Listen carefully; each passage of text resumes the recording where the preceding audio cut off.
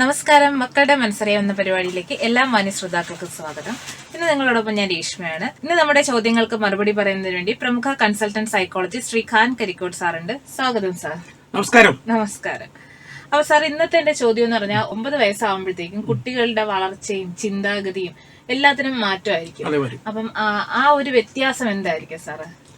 അപ്പോൾ ഈ 9 വയസ്സിൻ്റെ ഒരു പ്രത്യേകത എന്ന് വെച്ചാൽ അതുവരെ കുട്ടിക്ക് ഞാൻ വലുതായിക്കൊണ്ടിരിക്കുന്നു എന്നൊരു ധാരണ കാണില്ല. കുട്ടി വളരുന്നുള്ളൂ. പക്ഷേ ഈ 9-ാം വയസ്സിൽ ഞാൻ വലുതായി എന്നൊരു തോന്നൽ ഈ കുട്ടിയിലുണ്ടാവും. മനസ്സിലായോ? ചിലപ്പോൾ കുട്ടികൾ വേറെ പ്രത്യേകതയുണ്ട്. അച്ഛൻ്റെ അമ്മയുടെയൊക്കെ ഉടുപ്പൊക്കെ എടുത്തിട്ട് ഞാൻ വലുതായേ എന്ന് പറയാം. അപ്പോൾ ശരീരം സൂക്ഷിക്കണം എന്നുള്ളത് തോന്നും കുട്ടിക്ക്. സ്വയമായി തൻ്റെ ശരീരം സൂക്ഷിക്കണം തോന്നും.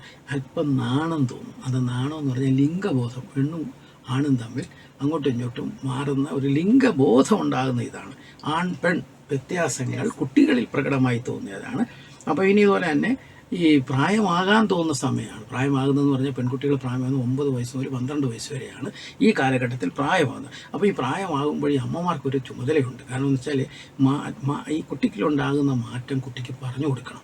അത് സ്വാഭാവികമായി പ്രകൃതി തന്നെ കൊടുക്കും. 12 വയസ്സായി കുട്ടി മെനാർച്ചി ആകുമ്പോഴത്തേക്ക്, പ്രായപൂർത്തി ആകുമ്പോഴത്തേക്ക് പ്രകൃതി തന്നെ കുട്ടിയിലൊരു നാണം ഉണ്ടാക്കും. മറ്റുള്ളവരിൽ നിന്ന് മാറി നിൽക്കാനുള്ള ഒരു മാനസികത ഉണ്ടാക്കും. അതുപോരാ, കുട്ടി ആ സമയത്ത് ചെയ്യേണ്ട ചില ശാരീരിക ആവശ്യങ്ങളുണ്ട്. അതെല്ലാം ഈ അമ്മ പറഞ്ഞു കൊടുക്കണം.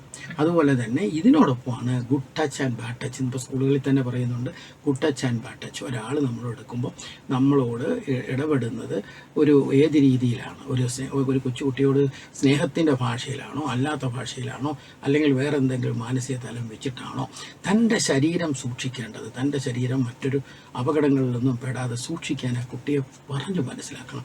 അതാണ് അതിൻ്റെ പിന്നിലുള്ള good touch and bad touch. അതേക്കുറിച്ച് ഒത്തിരി പറയേണ്ടതുകൊണ്ട് ഇത് പറയുന്നില്ല. അതിനുള്ള മുന്നൊരുക്കങ്ങൾ ഞാൻ വളരുമ്പോൾ എന്തെല്ലാം മുന്നൊരുക്കങ്ങളുണ്ടാകും. ഇപ്പോൾ ഈ സമയം കൂട്ടുകാരോടടുത്താലും മാതാപിതാക്കളുമായുള്ള ഇഷ്ടവും ഈ സമയത്ത് കൂടി വരും.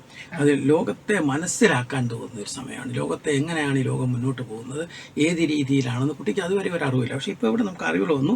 ആ അപകടങ്ങൾ, അതുപോലെ തന്നെ മറ്റ് ദുരന്തങ്ങൾ, അതുപോലുള്ള കാര്യങ്ങളെക്കുറിച്ച് കുട്ടി ശ്രദ്ധിക്കുന്നു. അതുവരെ എന്താണെന്ന് ഞാൻ അറിയത്തില്ല.